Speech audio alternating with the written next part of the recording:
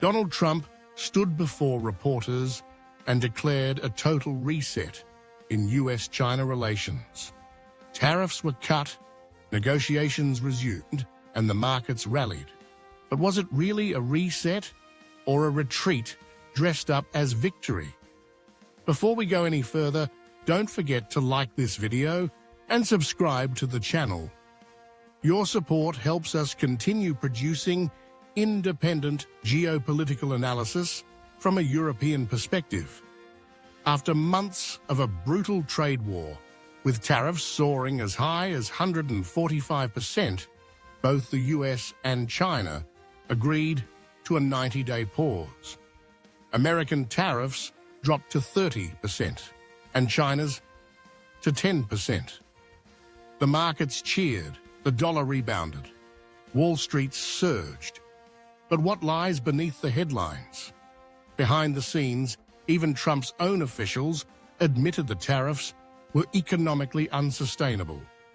Treasury Secretary Scott Bessent shifted his tone, emphasizing mutual respect and denying that the two nations were heading for a full decoupling.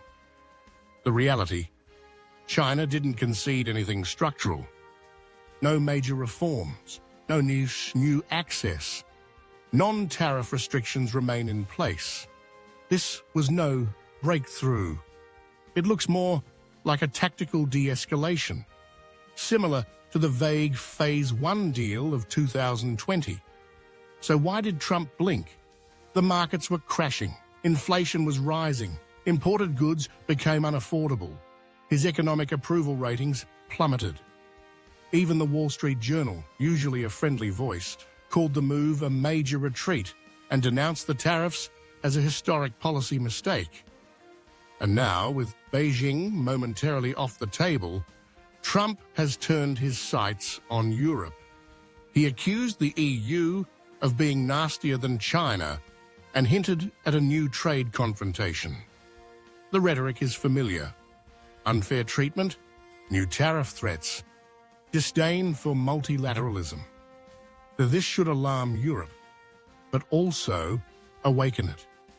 This is a moment of strategic opportunity. Europe can now position itself as a stable trade hub between superpowers. It can accelerate efforts in technological sovereignty, semiconductors, energy, to avoid being collateral damage in a US-China conflict.